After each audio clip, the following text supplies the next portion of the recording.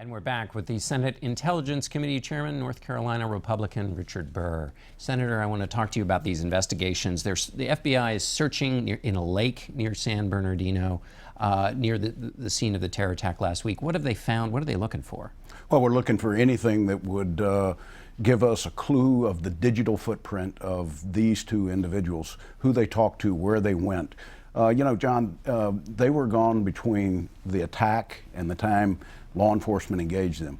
They were on the move for 3.5 to 4 hours and trying to sort of fill in the blanks. Where were they? They're using cameras from the city itself, from convenience stores, trying to recreate exactly where they went and who they might have talked to.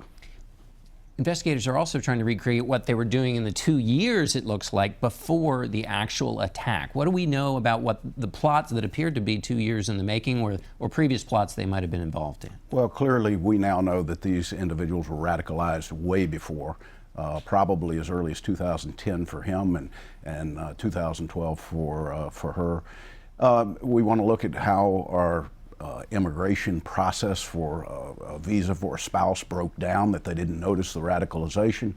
And more importantly, what we've got to know is who they might have had conversations with relative to their planning, access to the weapons. They didn't just overnight learn how to make 19 pipe bombs. Yeah, that's right.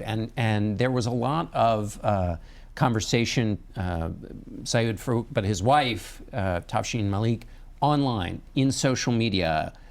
Was that missed? Was that missed? It was missed, obviously, but I mean, should there be something more done in terms of monitoring social media? Well, John, today we don't know how much of that might have happened in closed-in systems, encrypted, closed end-to-end. And what you've seen with Paris and now with San Bernardino is terrorists who are committed to destroy their digital footprint, to destroy phones, to take hard drives. I'm sure that the FBI was in the lake trying to find if there was any of that electronic media in the lake, that they can go and trace the conversations that took place. But let me just say today, encryption is becoming more and more a problem with our ability to see inside of the communications of individuals both in the United States with each other and with people abroad. So it seems like there are two issues. One are the conversations that are happening just out in the open, but there are so many of them going on, and can you take a social media conversation and trace that all the way back? It might just be somebody blowing off steam. That's one thing that seems to me to have been missed here. I mean, that not all this was encrypted. In fact, it doesn't seem like there's any evidence that it was just a regular old conversation. But do understand we've got two people who legitimately, legally were in the United States, one that had lived here for years. Nobody on a watch list, a no-fly list. How would we have detected them unless a neighbor had raised an issue with law enforcement? Right. So in social media, it may not be possible to find. So now let's talk about encryption. Do you want to do something?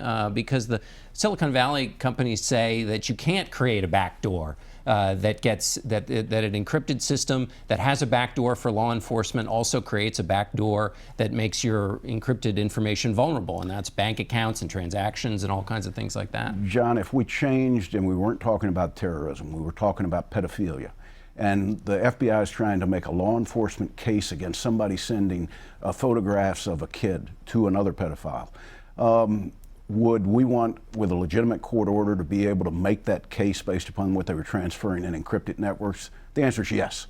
And by the same token, we want to make sure that if we have a legitimate court order, that law enforcement can go and ask to look at the communications that took place. I believe that's reasonable, and I believe that it's absolutely needed in the future, regardless of what the investigation might be entailed to.